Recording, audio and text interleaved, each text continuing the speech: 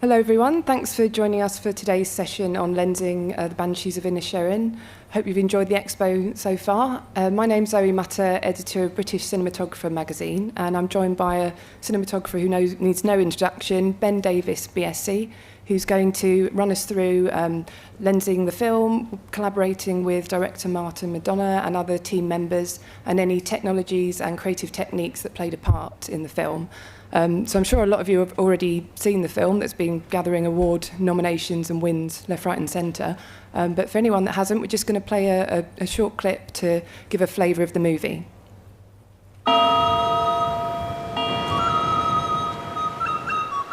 Call him Sonny Larry. Didn't you and he used to be the best of friends? We're still the best of friends. No, you're not. Who says we're not? Sit somewhere else. Now, if I've done something to you, just tell me what I've done to you. But you didn't do anything to me. I just don't like you no more. You liked me yesterday. Why does he not want to be friends with you no more? What is he, 12? What the hell's going on with you, me feckin' brother? He's dull, Siobhan. But he's always been done. The other night, 2 hours you spent talking to me about the things you found in your little donkey shite that day. Well, it wasn't me little donkey's shite, it was me pony's shite, which shows how much you were listening. If you don't stop talking to me, Colin! and if you don't stop bothering me, I have a set of shears at home, and each time you bother me from this day on, I'll take those shears and I'll take one of my fingers off with them, and I'll give that finger to you until I have no fingers left. Does this make things clearer to you? Not really, no. Starting from now. But shush like, Polly. You know, shush like. Yeah, I'd shush like. Would you not want him to have to do the one finger to see if he was bluffing, like? No, we wouldn't. Because worst comes to worst, he can still play the fiddle with 4 fingers, I bet ya. Go on back to your own gang now, Polly. And talking to me, are you? Why aren't you talking to Porrick no more? That wouldn't be a sin now, would it, Father? No, but it's not very nice either, is it? Do you know who we remember for how nice they was in the 17th century? Who? Absolutely no one. Yet we all remember the music at the time. Everyone to a man knows Mozart's name. I don't, so there goes that theory.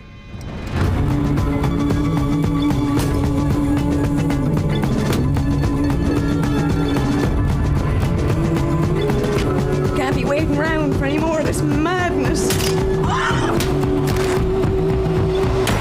Let's just call it quits. We won't call it quits. We'll call it the start.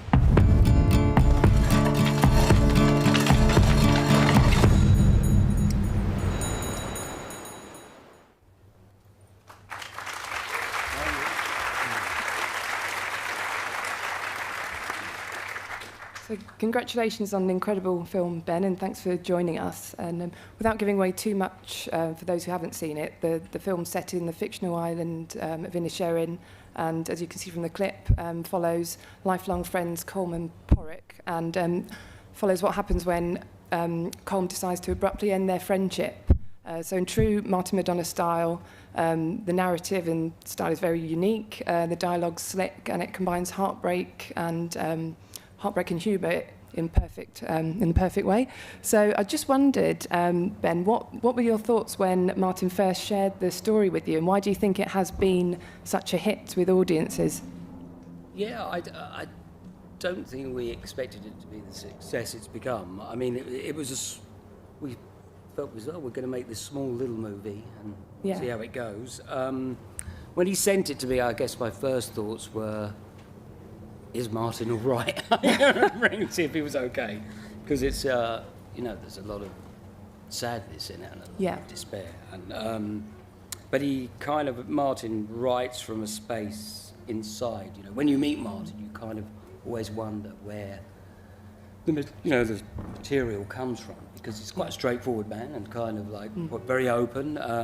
But he has this sort of well of material that he seems to be able to mine and gather out, and it's all, he has a very distinct way of writing. I mean, I really enjoyed the script when I read it.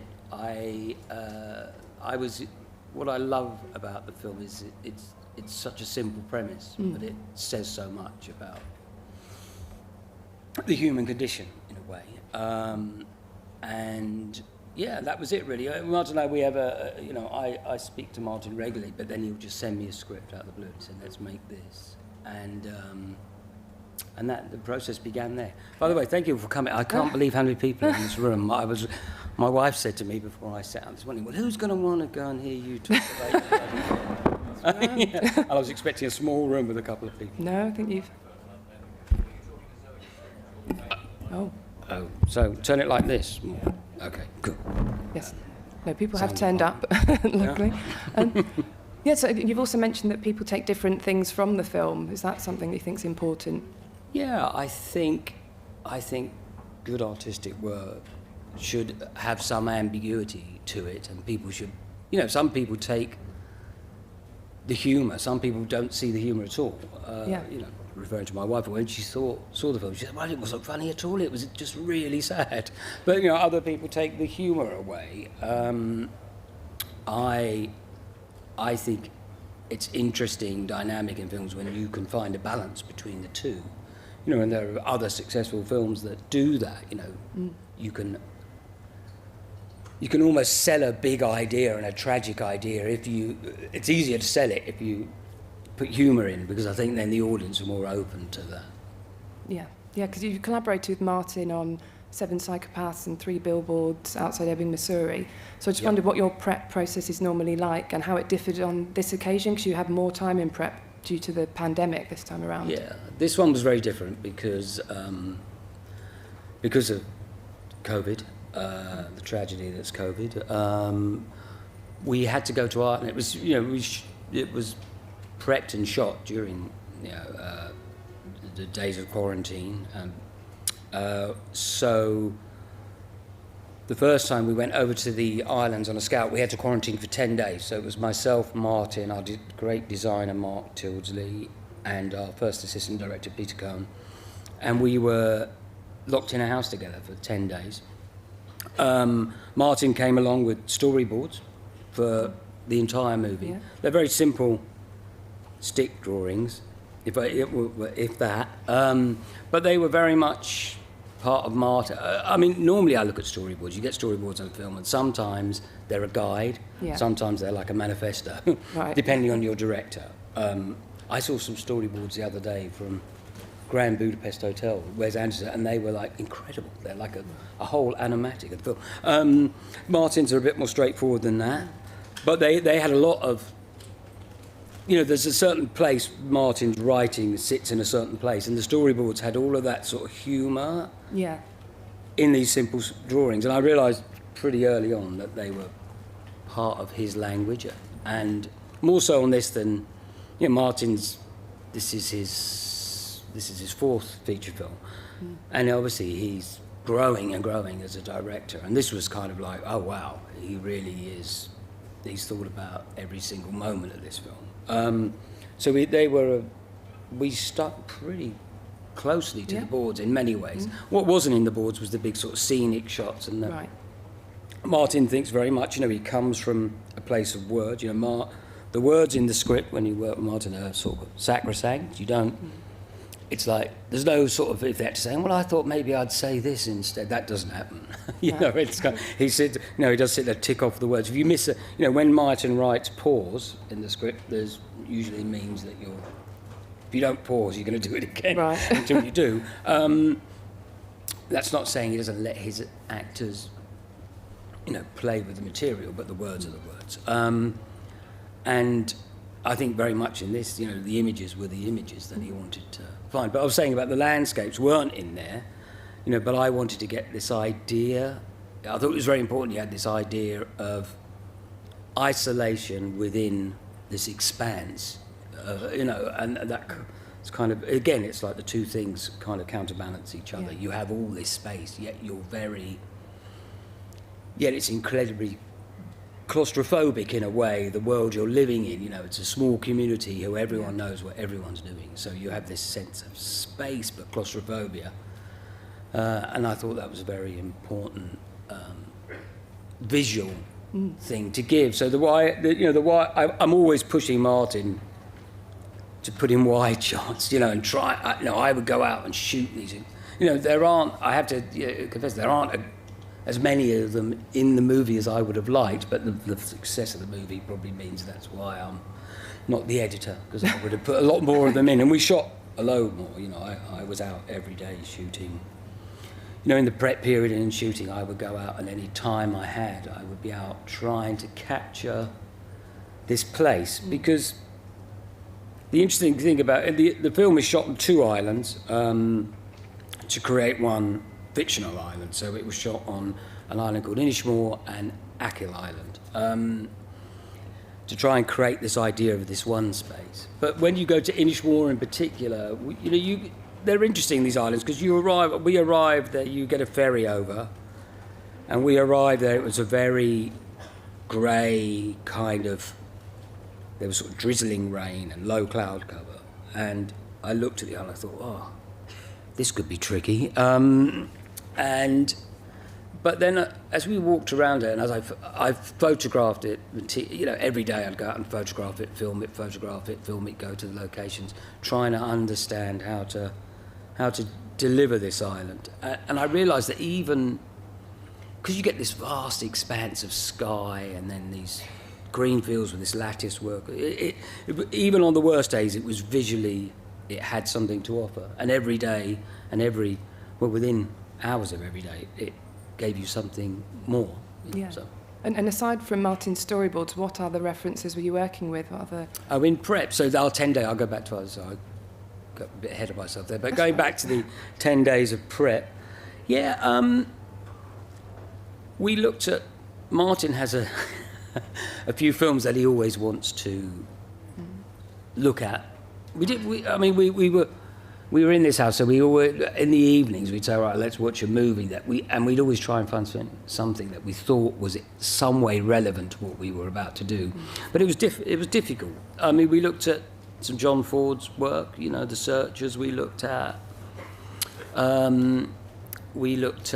Night of the Hunter, which sounds like a strange reference. I don't know who's familiar with that particular movie. I think it's one of my favourite movies ever made. But it was directed by Charles Laughton, and it has a sense of stage work. It's a very interesting movie to look at, and I mean, particularly the cinematography and how that's done, and how sometimes you're on a set and you step back and you see this set, if it's a room within a space, and it does. And there's a lot of stuff with animals. You can see that animals are a really important part of Martin's language. And I think the animals in this film particularly have a message. They're like the audience in a way. They're they're the people watching this sort of thing unravel, and you do that through the eyes of the animals. And on the island of Inisherin in particular, everyone keeps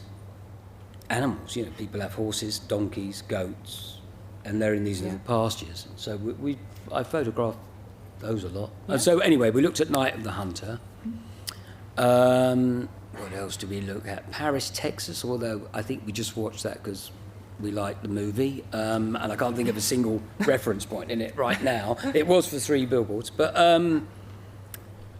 it was hard because I think it's hard with Martin's work to come up. You know, film studios and producers particularly, and well, we all do. We always like to put films into some sort of neat rhetoric where we say, oh, it's a cross between, or we say, you know, oh, it's like this film. So as a cinematographer, you always get asked in a way, before, in pre-production, at one point, the studio will turn up, who are paying for this, and they'll say, well, they'll say, what's our film going to look like? What are we making? And it's always very difficult with Martin's work because, you know, sometimes, like if you're doing something else, you can say, well, it's a bit like this movie. You can give them neat reference points that you think they'll understand. It's very difficult with Martin's work because it's very unique, which is what's great about it. Yeah. And then how did you go from that to work with Mark Tildesley, the production designer, to create that world on the 2 islands for the 2 characters' houses and the pub location? Well, Mark's he really is a terrific designer. Well, when we read Martin's storyboards, it became there was a lot of stuff in and out threshold works. There's a lot of stuff, if you've seen the films, a lot of stuff where you're observing through windows, where animals are outside the windows as the observer again, looking in, seeing the despair. And then there's a lot of stuff where you're seeing things happen in the foreground, then distant through a window or doorway, we're seeing other stuff going on, and they were very much linked. And that's very difficult if you ever... The normal approach is, particularly a film like this, which has got night work and is weather dependent, is that you'd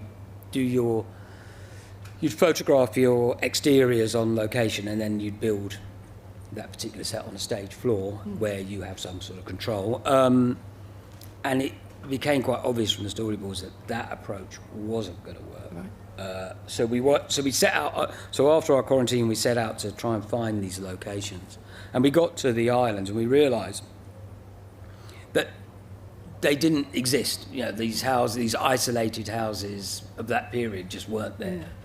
And also they weren't So we kind of picked the locations we liked, and we decided we were going to build, basically. So we built the pub that you can see up there. That was a full build. There's no visual effects there in that shot. So we built the pub as an interior-exterior set.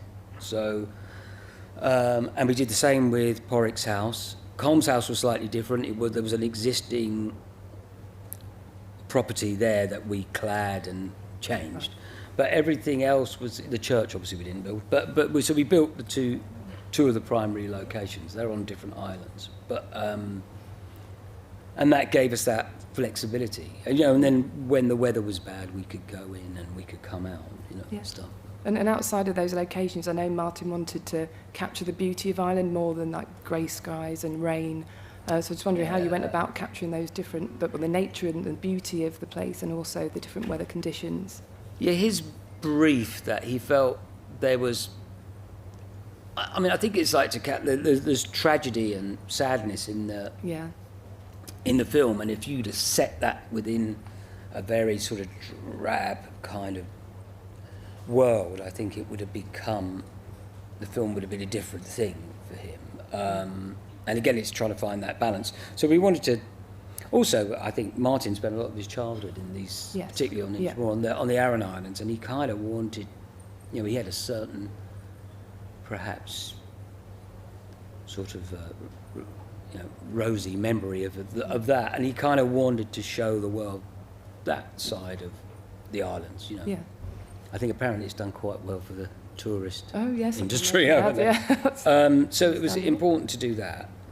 And we were very lucky because it was glorious. We shot through a summer, the end of the summer. I think we started photography at the end of August, and did August, September, October, and we were very lucky with the weather. Yeah. Also, it was kind of a perfect scenario because we had our cast. It was a small cast. Our crew, the locations obviously we owned because we built them, and we were all quarantined together. You couldn't get off the island, so we could move with weather. Yeah, and we did. You always start films. I can't count how many times I've started a production where you said, "Wouldn't it be great if we kept this crew really small and we could move and we had some flexibility and we could respond to things." And you always sort of discuss making a film, and the bigger they get, the harder that becomes. You always have this dream that you can make a film like that, and it never really happens. But this film actually kind of did. And just moving on to your choice of camera as well. How did you make that decision, and what was the testing process there?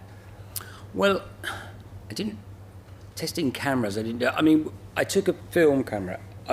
There was a desire from myself and Martin to shoot on film. I wanted to shoot on film. So when we were out on one of the early recce's, I took a 435 out, and we shot some 50 daylight and 250 daylight stocks. And then took them back, and then shot some stuff on an Alexa. I use the Alexa because it's the camera I know, and it's the camera I like what it does, I like the way it works.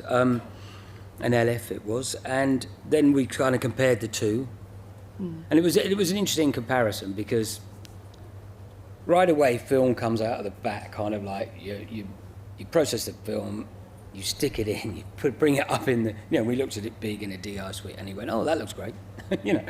With the digital, it's a little difficult. It comes up and you go, well, it's not as good as the film, and then you have to massage it into that space, and you can kind of get it close. I don't think it ever gets the same if it's that's what you want, but you can get it really close, and then later on, I'll talk about that a bit. We did a film process, but Martin likes to keep that. It became quite evident. We were in an island. We couldn't get. It was really difficult getting negative off the island and then getting it back, and how we were going to view it. And Martin likes to, with the actors, to keep the camera running and get them into this space. So particularly with some of every actor's obviously different, but with Colin in particular, likes to work the scene, and do it again, and almost get to a point where, I remember years ago, Kubrick had the same sort of idea, where I did a little bit on Eyes Wide Shut a long time ago, but he would just keep going and going until the actors, it's almost like you're not thinking about the lines, it's just there, you're not having to think. If you're having to think about the lines and you're struggling to remember them, then you can't really give a performance. So he liked to get it into that space, by just keep it running. All right, go again. I mean, that's obviously it's difficult to do that, but technically, because there's atmos in the room and that disappears. People start to sweat. So for every other deal, the actors start to sweat. The boom swinger's got a hold. I remember once having this discussion after we did. I think we did like a 12-minute run or something, a bit over that. I said to mine, I said, we have to take a little break. I said, well, try holding your hands above your head for 12 minutes like that. Now imagine you've got a boom pop. It's with a weight. So so film kind of, it couldn't be film. So we shot with the LF, which is, for me, is my camera of choice. And if you could run through that process, because you wanted a certain texture where you were shooting, then scanning back to film negative, you could run through why that was so important to create the look. Well, that was the thing at the end, we did at the end. I'm not claiming this idea in any way. I think people have been doing it for a while now, and Greg Fraser kind of really finessed it. But I spoke to Greg a little bit about it before we did it. But what we did is many people are probably familiar with this if you're not, but we graded on. We did our DI, did an initial grade of everything, and then we scanned that back to it was a finishing negative we went to, a fine grain finishing negative. Then we brought that back into the DI suite, did a little offset to get it close to the DI, and then we tweaked it. And what that did, we went with a fine grain, so it's quite subtle. You could go with, I've been looking at tests recently where you can go to 250 daylight. You can go to a negative. A capture stock, a negative stock, and that's got a far stronger look. We didn't want to go too strong. I had to sell it to the producers. I'd say, listen, we want to do this process because it's not cheap. Relatively. It depends on your budget. I think the cost is in sort of £30,000 range or whatever like that, which I suppose relatively doesn't. If you're dealing with, I guess if you've got a $100 million film, that's not a great deal of money, is it? But if you're making a film for $2 million, that's a chunk of cash. The way I sold it to them, and the best way I can explain it is, when you listen to music, you could listen to something on vinyl, and you could get certain albums will play a lot better on vinyl with everything that comes with that than they will on a remastered CD. And it's kind of like the subtlety of that.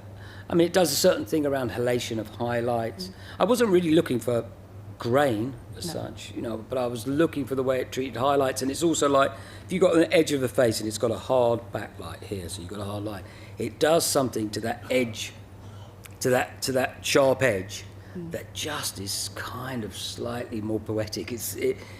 But it is a subtlety. The way we did it on this is a subtlety. You can go quite strong with it.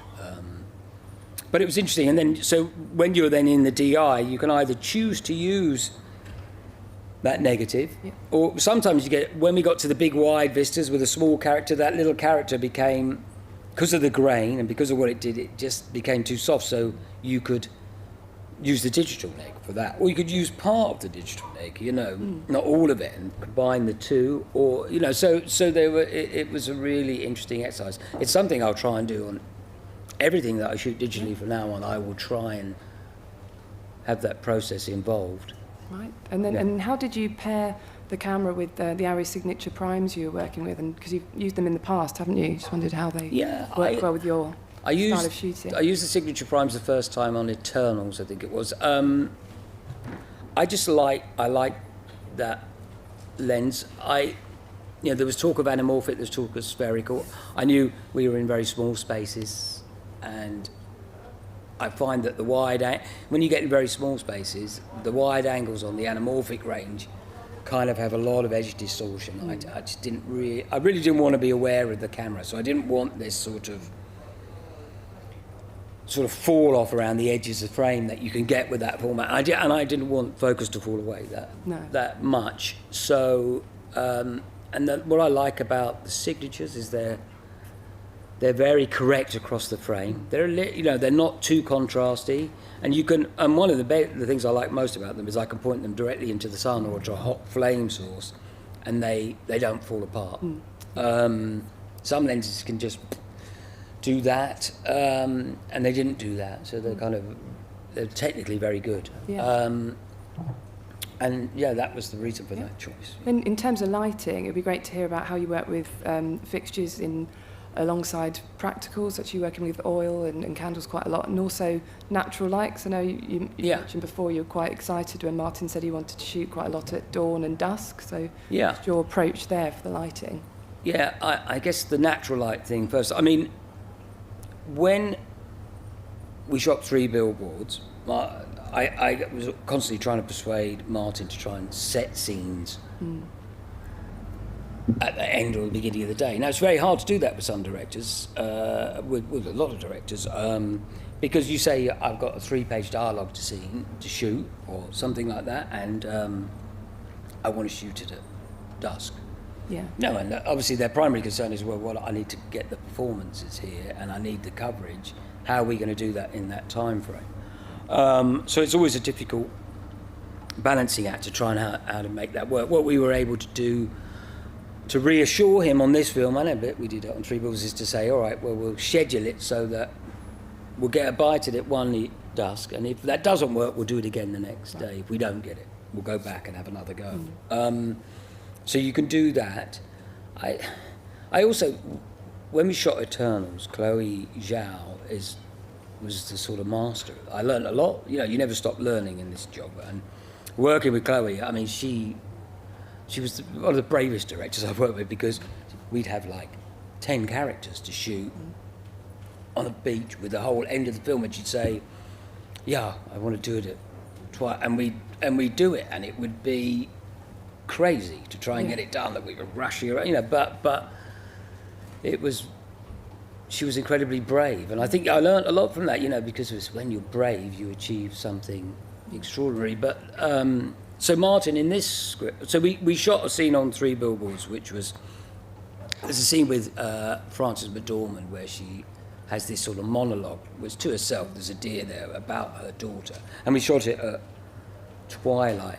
And I think what Martin realised when he edited and made the film, that how powerful it was, that there's a melancholy almost to that time of day. There's an atmosphere that you get shooting in those light conditions which is very hard for me to kind of explain in words. You know, I'm a cinematographer. I'm very good at showing you images of what I mean. Actually saying it is difficult. But there's a certain thing you get when you shoot at those times of day that you can't emotionally, that you won't get if you're shooting it with a high, you know, in a different sort of light. And so there were a lot of scenes in this film that Martin wrote at those times of day. For instance, when he, bit of spoiler alert, when he buries the dead donkey. You know, that's all shot at that time. You know, there are certain scenes in it. When Siobhan leaves the island, we wanted this beautiful early morning light, so we shot it just after the sun rose. You know, because there's an optimism about where she's headed off to. We wanted it to be very beautiful, that thing. So Martin wrote that into the script on this occasion, and I think that's what I mean. I think if you're a cinematographer, ideally, if your director wants to do that, get them to write it into the script, because when things become written in the script, they become kind of sacrosanct. That means you've got to, the script for me is a contract. When you read the script and that's what it says, that's what you're there to deliver. So if you want to do, I always advise sort of put it in the script, write dusk in the script, write twilight, and then we have to schedule it that way, and we have to make it work. It's our job to make it work for the people around you.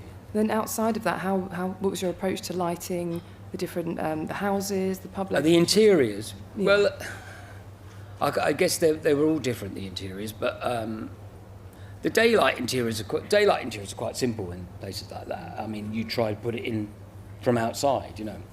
I have a philosophy. It's like big window, big light. Small window, big light. Is it agree?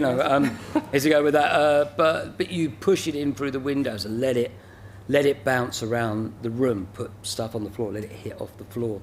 Try and make it feel like it comes from where you want it to come from. The nighttime stuff is very different. It was a very challenging location, the pub, and when we were building, a lot of discussions went on between Mark Tilsley and myself about how I was going to make it work, because we went with a black oil, highly reflective black ceiling, and then these dark green walls which had a lot of reflection in them. And obviously all the light sources of that period are flame. There are candles in the houses, and then we went with oil lamps within the pub, because it was all done, that's correct for that period. And it was how I was going to get, I really wanted to get this idea where you have a light source.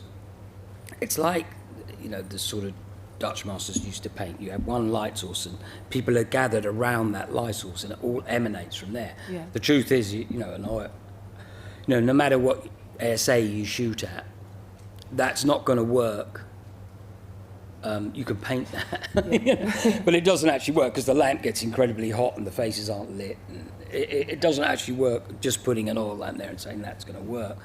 For this, we had large groups of people, so I had to come up with a way of getting that. What we did is the rafters in the roof we built oversized so I could hide small fixtures behind them, and I just tried to create by focusing much. It sounds like this might have taken a long time to light, but it didn't. So we had a lot of these little dado lights rigged up in the roof structure where you couldn't see them, and they are all focused in. So say the lamp was here, I would have the lamp, they'd be up focused in on the faces like it all came from the one source. And it was kind of, it took a while to get going at first, but once we got it going and the electricians kind of understood what I was trying to achieve, so you painted each little, so you have a group of people around a table and you paint it like a little vignette, and then you go to the next table and you paint a little vignette around that table. And that's the way we worked the pub. The other locations, they were candlelight, it's kind of, I always find lighting, now I'm sure I'm going to find things at the expo today which will tell me different, but I always find lighting, if you're lighting of a flame source, which has got movement, or if you're lighting candlelight, I still like to use incandescent light. I like a parabolic bulb, so I use something like that, or I'll use a tungsten fixture, because I like the colour, and I like the way it has a cadence to it. You can take it down to zero, but it has a beautiful cadence when you try and move it around. So I stuck to those. And also, we had it was a very lo-fi kind of analog approach to making this film. We couldn't get, I couldn't get big generators anywhere. We didn't have a great budget. We had a small truck of lighting. All the roads are really narrow, so we couldn't get trucks anywhere, couldn't get big equipment anywhere. So we went back to a very, it's all on inline dimmers. There's no real dimmer rack. There's a little handheld dimmer for some Astera tubes we used, but it was very lo-fi, which was actually, because I go on to these much bigger films where I have all these, lights everywhere that I'm all back to a thing and I could do whatever. So it was actually very nice to be in a sort of mark. And coming into this, you knew that Martin was going to use close-ups a lot for the key characters, so I just wondered what your approach was there, and also your use of highlight. I know you've mentioned in the past that's very important for you. My approach to the my approach was to try and persuade him not to do it all in close-ups. Oh, okay. Well, fair. Well, I mean, I think it's a thing cinematographers go for it. We say, oh, look at this beautiful wide shot, and then you go to the edit and it's just played out in a close-up, but which happens a lot. But my approach to the close-ups was I wanted the different characters, so each character was approached differently. Like Brendan, I really didn't it wasn't, because you start off the film emotionally, you're with Porrick's character, and you can't believe that. Why is this guy being such an arsehole, you know? So my approach was to try and, I didn't want to penetrate too much into Brendan's character at that point, because then as the film goes on, Brendan's character is kind of explained to you why he feels like he does, you know, and where he is in his life. And being a man of that sort of age myself, I kind of get that point of view where, you know, so, and the idea I think that Martin sets out in the film is that depending on who you are, your empathy may lie with either character. He doesn't tell you who. You know, we went to a Q&A the other day and someone was saying, well, I felt really sorry for Brendan's character. And, you know, why won't the guy leave him alone? Yeah. You know, but it's like, which is but he doesn't try and tell you what to feel or think. So the idea is, so as the time went on, we tried to then penetrate into Brendan's character. You kind of do it in the confessional scenes where I wanted to get into his eyes more. So the camera gets closer and closer to Brendan's character as we go on, wider and closer, so we try and put the audience more and more into his perspective. With Colin, it was different. Colin's open from the very beginning, you know, he's kind of this innocent kind of, can't believe. But then obviously Colin's character turns quite dark towards the end. He has anyway, I mean, they say that in every film the lead character needs to go through some sort of journey and get somewhere, and Colin's the character that does that in this film. But our approach to Colin wasn't particularly different. But what I did, I mean, in terms of photographing the close-ups, what I didn't want to do, which I've done before, and it just wasn't appropriate with this film, was to have this thing where, which is very beautiful, where you're in the close-ups and this is in focus and it falls away to nothing back here, and it's a powerful way. But I kind of wanted to keep more. I didn't want people to be aware of the cinematography. No. You know that because you're doing that and it can take you out of it, and you're thinking, oh wow, that's, you know, what's happening there. And I didn't want that to ever happen in this film. So I wanted to keep some depth to the close-up so that it didn't fall away. And also, I wanted to, if you look at the two characters' faces, Brendan's face and Colin's face, they've got these fascinating faces. And Siobhan's character as well, they've got these incredible faces, and Barry, you know, and you kind of, I wanted to really feel the texture. They live this life out here, they're dirty, you know, it's harsh, and they're weathered. And I wanted to really feel that, you know, in the textures of the skin. So I wanted depth and I wanted sharpness, so I tried to capture them. You know, I try and shoot the close-ups in sort of 5, 6, 8, as opposed to like a 2/8 approach. Yeah. And so there's actually a lot more I'd like to ask you, but that half hour, it's more than that, right, it's just disappeared, and I'd really like to allow you guys to ask questions as well. But we're just going to play a clip that Ben would like us to show that's quite significant to him from the film, and then hopefully we do still have time for your questions. So we're just going to watch that clip and find out why it's so significant. It's a great old lake, isn't it?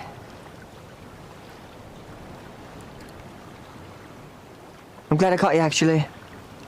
Because there was something I was wanting to ask you, actually. And discovering how much we have in common, well, it just makes me want to ask you even more. We don't have anything in common. Don't skip ahead. But yeah, what I was wanting to ask you was something along the lines of, should I plan this, really? But yeah, what I was wanting to ask you was,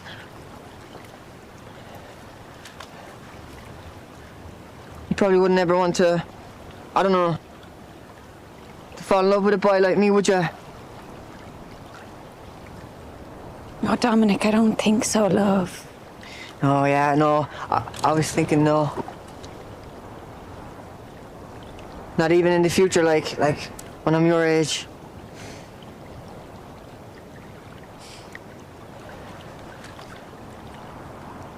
Yeah. No, I didn't think so. Just thought I'd ask on the off chance, you know, like faint heart and that.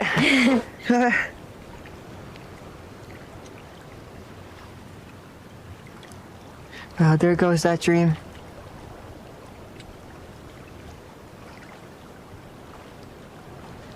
Well, I best go over there and do whatever that thing over there I was gonna do was. Mm-hmm.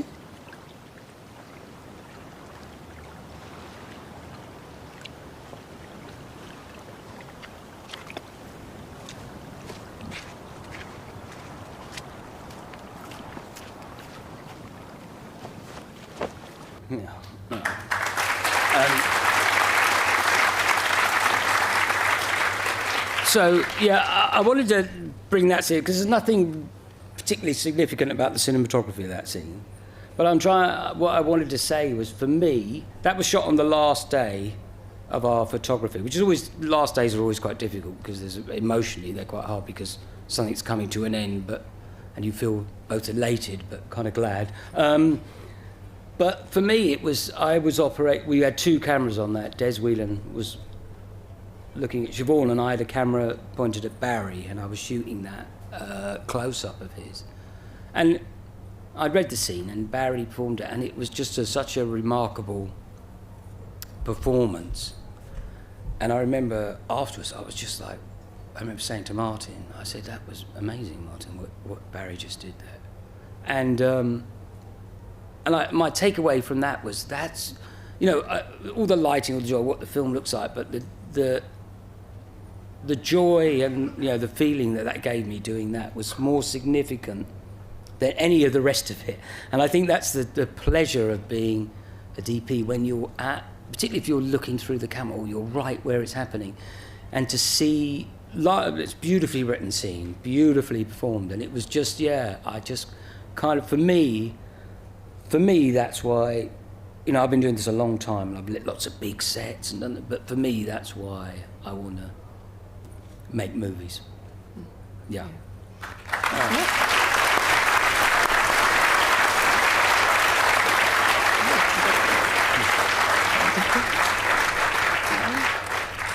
So do we have any time for audience questions? Is that possible?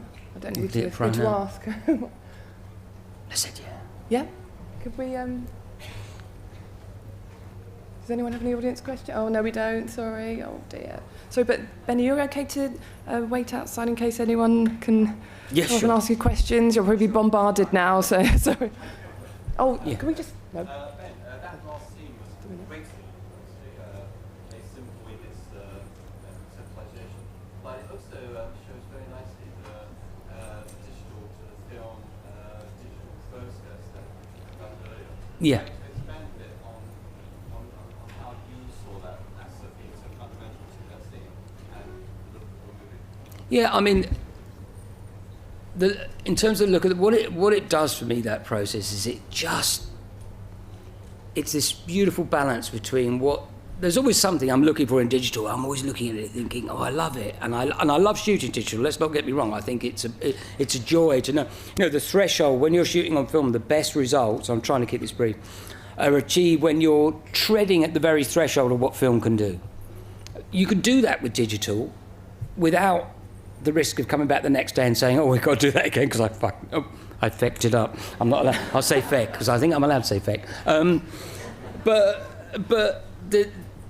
But I'm always looking for that little something. So I'm always trying to break down the digital image by using atmospherics, and I think that process is just a rather beautiful process. It's like I say, what it does to the edges and the highlight. Put it this way, there's a scene in the film where we have water in the background, we're by the ocean, and we're looking out to the sea. It's towards the end of the film, and the boys are standing there looking out, and the sea's really hot. When I looked at it digitally, and I was looking at it, I was really struggling with it, because the hot, it was way over, and it was kind of breaking up on the digital image. It was way over what it could hold. But in the film, when the film came back, it looked beautiful. It was kind of, why, I can't explain to you why that is. It just softened off the edges of that effect, and it kind of really worked, you know. So there's an. I mean, this is the first film I've done it on, so I'm still exploring that process, and I want to take it further. I was speaking to Greg the other day. We did a round table with Greg the other day, and he did on Batman. He had a negative, then he had a bleach bypass print made as well, and he had both of those in the DI room, and then he would decide which one to use, and they mix between the three of them. So I think there's some exploring to be done, you know, or we go back to shooting film. Yeah, you know.